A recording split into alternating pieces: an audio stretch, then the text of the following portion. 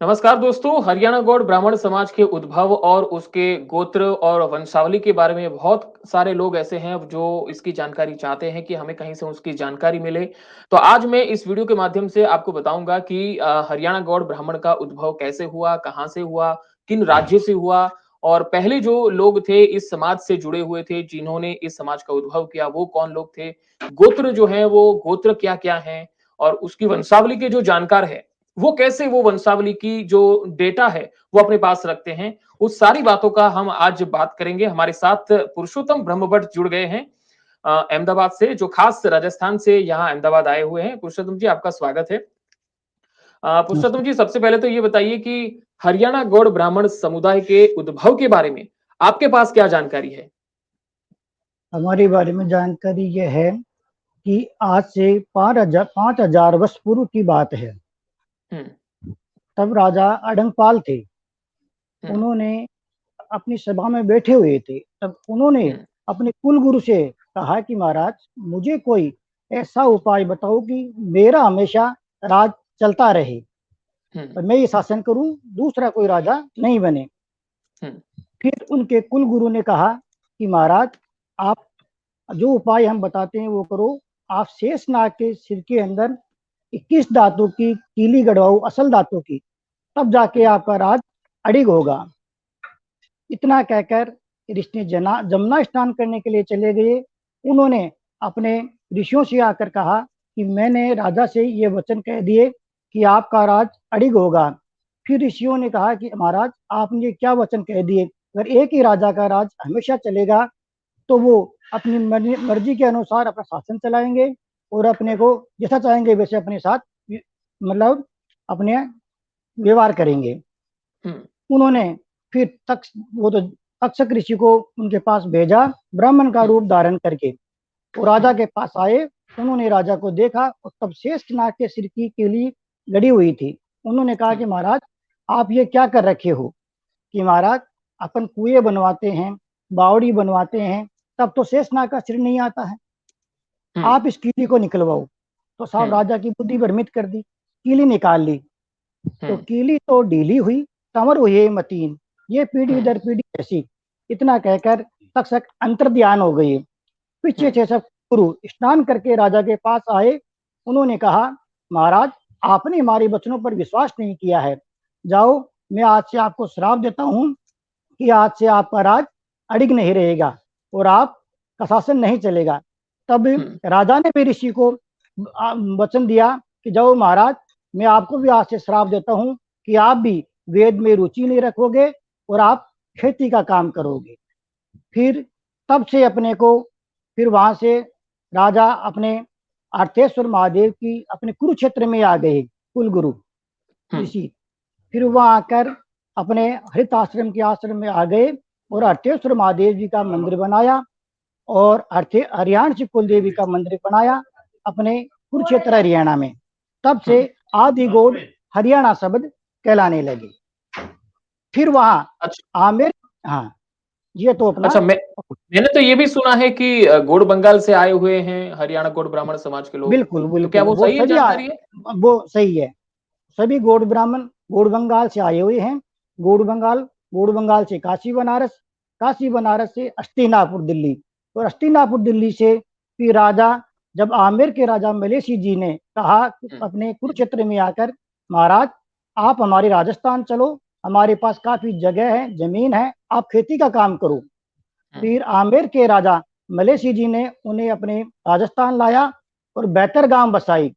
तब से हरियाणा ब्राह्मणों के बैतर गोत हुए, अपने गांवों के नाम से शासन पड़े हुए हैं। तब से अपने बैतर गोत हरियाणा ब्राह्मणों के हुए हैं। अच्छा ये जो आपको पता। हरियाणा गौड़ ब्राह्मण के जो लोग थे, जो शुरुआती लोग थे, क्या वो हाँ, राजा और राजवियों के वहाँ काम करते थे? क्या वो राजपुरोहित थे? उनका बेसिकली कार्य क्या हुआ करता था उस वक़्त? वो थे अपने राजा के पास, क्या थे, कुलगुरु के रूप में वहाँ कार्य करते थे। अच्छा। और राजा को जानकारी बताना, ये करना वो करना, क्यों ब्राह्मण ही तो थे। फिर वो तो बाद में श्राप के कारण इनका कार्य बदल गया। नहीं, पहले हुँ, ब्राह्मण ही थे, गौड़ ब्राह्मण एक ही हैं। तो बाद में कर्म के अनुसार इनको पदवी दी गई कि आपको श्राप लग गया है, आप खेती का काम करोगे। तब से फिर हरियाणा ब्राह्मण के शब्द पड़े। अच्छा, अब ये बताइए कि हरियाणा गौड़ ब्राह्मण समाज जो है, उसमें कुल कितने गोत्र हैं? और उस गोत्र में अगर हमें कुलदेवी के बारे में अगर जानकारी चाहिए, तो वो कहाँ से मिल सकती है एक्चुअली? क्योंकि कई सारे लोग बताते हैं, लिस्ट भेजते हैं कि ये हैं, ये हैं। कहीं उनके स्थानक के बारे में जानकारी नहीं है, तो किसी के पास अपनी कुलदेवी के बारे में पता नहीं है। तो वो जानकारी कैसे मिले? आपके पास है कोई वो जान जानकारी? हाँ, वो जानकारी क्या है कि हमारे पास जो पुरानी रिकॉर्ड रहता है, जो वंशावली जो हमारे पास किताबी है, उनसे में हमारे उसको बताएँगे कि भाई जैसे इन गोत्रों की इस प्रकार की कुल देवी है, काजोरियों की ये है, बनावलों की ये है। अपने गोत्रों के अनुसार अपनी पुस्तक में जो रिकॉर्ड रहता है, वो फिर हम कुल देवी हाँ। बताते हैं। बस इस प्रकार वो फॉर इनका मालूम फॉर पड़ जाता है। एग्जांपल एग्जांपल के तौर पे अगर मैं अपना गोत्र बता रहा हूँ, नाननोलिया गोत्र मेरा है, हरियाणा गौड़ हाँ, ब्राह्मण ये समाज। तो हाँ, मेरे गोत्र के बारे में बताइए कुलदेवी क्या है और उद्भव कहाँ से हुआ ये इस गोत्र के लोगों का? हाँ। अच्छा, आपका नारनौल खेड़ा से नारनौलिया अपना हाँ, कहलाने लगे आप। हाँ। और आपकी कुल देवी के बारे में मैं आपको जानकारी बताऊँगा। हुँ।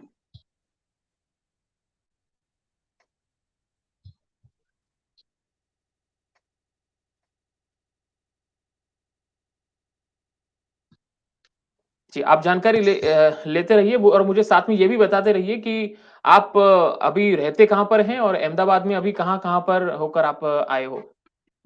मैं अहमदाबाद में 10-15 घरों में जाकर आया हूँ। अब मेरे को 10-12 अच्छा, रोज़ हो गए अहमदाबाद आए हुए। जो अपने अच्छा। राजस्थान, अपने यूपी से जो भी अपने समाज के लोग यहाँ रहते हैं, यहाँ हाँ, सभी के पास मेरा आना-जाना है। मैं आज से नहीं, जैसे हमारे पिताजी, मेरे दादाजी से मतलब चौथी पीढ़ी में कार्य कर रहा हूँ ये। जैसे अपने यहाँ अच्छा। से फिर ये अपने धंधे-पानी के हिसाब से यहाँ परिवार सहित रहने लगे, फिर हमारा इनके पास आना-जाना है। गाँव से हम इनका रिकॉर्ड लेते हैं और फिर इनके पास हम आते हैं। अगर कोई आपको बताए कि जैसे आपके पास आया और कोई किसी को अपने पीढ़ी के बारे में जानना चाहते हैं, तो वो क्या आप 10 पीढ़ी तक की जानकारी देते हैं? कितने पीढ़ी दे बताते हैं? देखो, शहरों में क्या होता है कि जैसे 5-7 पीढ़ी का रिकॉर्ड तो हम साथ लेके चलते हैं और अगर हुँ, ज़्यादा जानकारी चाहिए, तो हम नंबर देते हैं, तो फिर हम वहाँ से उनको जानकारी देते हैं या फिर आप घर आओ हमारे पास, हुँ। उससे आपको जानकारी पूरी मिलेगी। क्यों शहरों में तो अच्छा काफ़ी और लोग रहते का कहीं से अच्छा, भी आ जाते हैं, तो कहीं अपने धंधे के हिसाब से यहाँ रहते हैं। अच्छा अगर आपको कोई वंशावली की जानकारी के लिए बुलाना चाहे या संपर्क करना हो, तो वो कहाँ पर संपर्क करे? आपको कैसे संपर्क करे? जैसे हम राजस्थान के अंदर अपने 2 से जिले के पास में सभी समय कोई जयपुर रहते हैं, कोई नाभोवाला रहते हैं, कोई सांगानेर रहते हैं। अपने-अपने हुँ, ऑफिस पहले पुराने तो अपना गाँव नाभोवाला ही है, वहीं से उठे हुए हैं। अपने हरियाणा ब्राह्मण समाज के जो वंशावली का काम करते हैं, वो अपने वहीं से उठे हुए हैं। कोई जयपुर रहने लग गया, कोई शाहपुरा रहने लग गया, इस प्रकार से। लेकिन आपको एक के पास कहीं भी पहुँच जाओगे, आजकल तो इंटरनेट का ज़माना, मोबाइल से संपर्क हो जाता है। अच्छा और कुलदेवी के बारे में आप बता रहे थे, मैंने कहा कि मेरा जो गोत्र है वो नाननोलिया है, तो हाँ, क्या आप वो वो जानकारी निकाल पाए हैं? वो भी मैं निकाल नहीं पाया, आपको मैं बताऊँगा। आपको क्योंकि हमारे पास अलग-अलग किताबें होती है, अलग फिर को हाँ, रिकॉर्ड को देखना पड़ता है मेरे पास। क्योंकि अभी यहाँ मैं अच्छा, अहमदाबाद आया हूँ, तो मेरे पास 4 पुस्तकें हैं। अच्छा, गोता वाइज़ की जो किताब रखनी पड़ती है, जिनके पास गए हूँ, उसी का रिकॉर्ड लेके जाते हैं हम साथ में। अच्छा। तो जैसे मैं अब आपके पास वो डेटा जो है वो कितने लोगों का है? कहाँ सेव करते हैं ये इतना सारा डेटा आप? कैसे उसको सेव कर पाते हैं?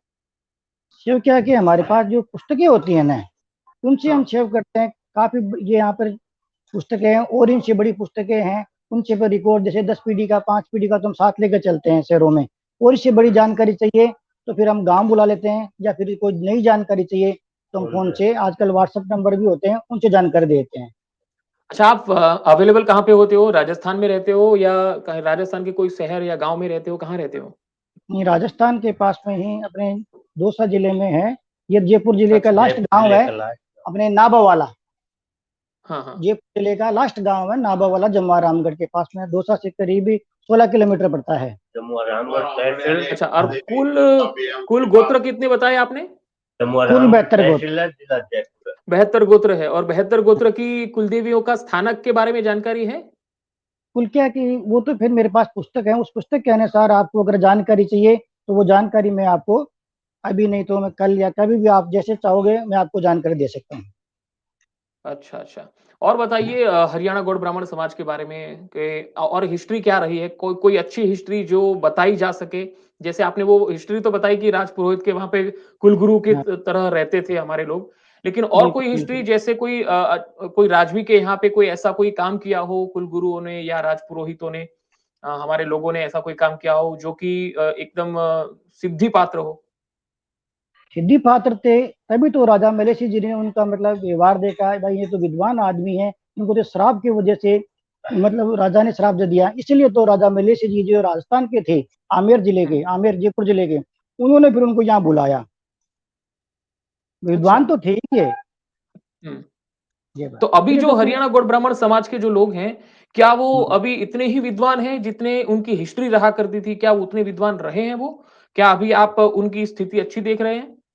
देखो मैंने अहमदाबाद में कई परिवार से मिले हैं, आज भी कई परिवार शिक्षित हैं अपने हुँ, सभी परिवार में, जैसे मैंने कई परिवार में मिले हैं, पूजा पाठ है, जो नहीं कि भाई गौड़ ब्राह्मण ही पूजा पाठ के अधिकार है, नहीं। हरियाणा ब्राह्मण में मैंने बहुत से परिवार देखे हैं जो परिवार के साथ एक साथ बैठते हैं, पूजा पाठ करते हैं, सुबह शाम वंदना करते हैं, जो नहीं कि साहब उनके श्राप लग गया तो अपने कर्म छोड़ दिए, नहीं अपने हुँ। कर्म कर रहे हैं। अच्छा, तो ज़रा आपके पास जो बुक्स हैं, उसके बारे में थोड़ा निकाल के बताइए मुझे कि हाँ, नाननोलिया गोत्र जो है, तो उनकी कुलदेवी कौन-सी है और हाँ, उनका स्थानक कहाँ पर है? बिल्कुल, बिल्कुल, बिल्कुल। मैं पुस्तक खोल के बताता हूँ क्योंकि मेरे पास 3-4 पुस्तकें हैं, तो आपको मैं बताता हूँ। ठीक है। नॉर्मली आप निकालिए तब तक मैं लोगों को बता देता हूँ आपके बारे में। बिल्कुल, बिल्कुल। ठीक है। कि हरियाणा गौड़ ब्राह्मण समाज के जो लोग हैं, जो इस वक़्त ये वीडियो देख रहे हैं, मेरा ये उद्देश्य है कि आप लोगों तक अपने समाज के जो जानकारी हैं, जो कई लोगों के पास नहीं है, हालाँकि मेरे पास भी नहीं थी। तो मेरी भी मतलब जिज्ञासा थी कि इस बारे में हमें जानकारी लेनी चाहिए और ज़्यादा से ज़्यादा लोगों तक पहुँचानी चाहिए। कुछ लोगों के पास है क्योंकि राजस्थान में तो कई सारे वंशावली के जानकार लोग हैं, तो वहाँ के लोगों के पास तो होगी जानकारी, वो जानते भी होंगे अच्छी तरह से। लेकिन उसका जो बढ़ावा होना चाहिए, फैलावा होना चाहिए, वो नहीं हो रहा है ना, इसके लिए हम सभी को पता नहीं है। अगर आप हर एक आदमी को पूछोगे, किसी को कुछ नहीं पता होगा कि भई हरियाणा गौड़ ब्राह्मण समाज कहाँ से उद्भव हुआ, क्या है ये समाज, कितने गोत्र हैं और अगर गोत्र हैं तो उनकी कुलदेवी कौन है और उनका स्थानक कहाँ पर है।